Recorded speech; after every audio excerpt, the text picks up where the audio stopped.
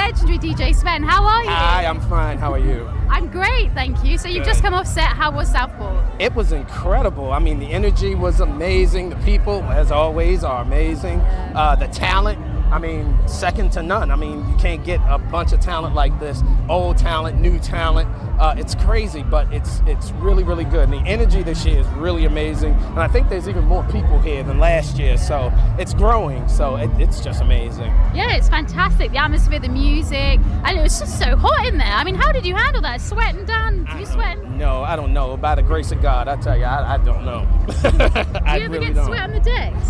All the time. Really? Yeah. I mean, I'm just, big black dude that sweats like crazy. I mean, what are you going to say? It's just what it is. Well, we all sweat, but I was just wondering, like, I had the logistics, but wow. Yeah, it still manages to work. It's just a part of it, right? And I like the music, so I'm not one of those DJs that kind of stands. I like dance and stuff, so sweat is a part of it. Yeah. It's a big part. Yeah. So you've played at Southport. Where else are you due to play this summer? Finsbury, which is the neighboring kind of party for this with these guys in Croatia. I'll be playing the Defected Festival a couple times in Ibiza this year. We'll be playing the Chosen Few Festival in Chicago this year. Nice. So quite a few things. It's going to be a big year, so I'm looking forward to it. Yeah. Of all the places that you have played, you're going to play, where would you say is your favorite place so far? My favorite place is probably Tokyo, Japan, or Melbourne, Australia. Really? Specifically Melbourne, Australia, not Sydney, Melbourne. They just know the music. They know the music. They love the music. And it's always like a really, really good time. I think we just got bombed. We just got bombed. Yeah. All right. Hi. See you. Wow. So Melbourne, Australia. So it's that particular city, not Sydney. How come? I think that a lot of people, Sydney's kind of like a little London or a little New York, Nobody's really sort of from there, so they don't have a culture, so the culture is kind of like it comes in with the people. People from Melbourne have been in Melbourne forever, so they all know the same music, they all love the same music, and they all know how to really, really have a good time. It's crazy.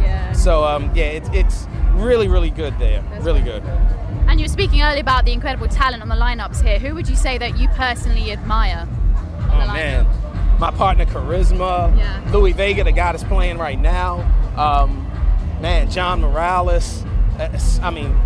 Almost all of them in kind of a way. The hip hop guys like Geology, a friend of mine from from Baltimore. So it's I admire them all, and I like everybody for different sort of things. Me being the kind of music lover that I am, so it's kind of hard to sort of just pinpoint one. It's crazy.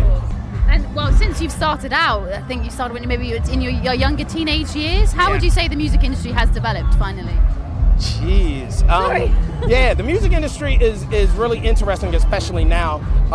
Back in the day, you had to work to get your music. So you had to physically get up, you hear something, you like it, you get up, you go to a record store, and you actually have to purchase music. Sorry. As long as you don't mind, I don't mind. Different in the aspect that you couldn't just go into a store and just buy It was nice meeting you guys. Everything. Nice meeting you too. Thank you. Thank you for dancing. Anyway, so it was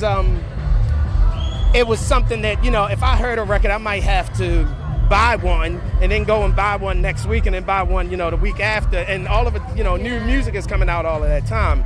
So nowadays it's just like, okay, I heard the record, I can go and I can get it. I don't even have to buy it. So, it was an industry that was sort of self-sufficient in that, because, people would make records and then people would buy records, and then you could, sort of support what it is that you did if you were a music producer, just by the money that you were making. Nowadays, it's so tough to do it because it seems like the respect for it is kind of completely different. So that's the biggest difference, I think, between now and what was happening then.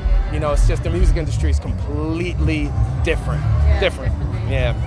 Well, still, you're fantastic. You're evolving with the times, and we all love your music. I mean, I'm going to leave you to it because the energy is infectious, and I'm sure you want to get to the dance floor like she does. So, exactly. Thank you so much. You're very welcome. Thank you. I appreciate it.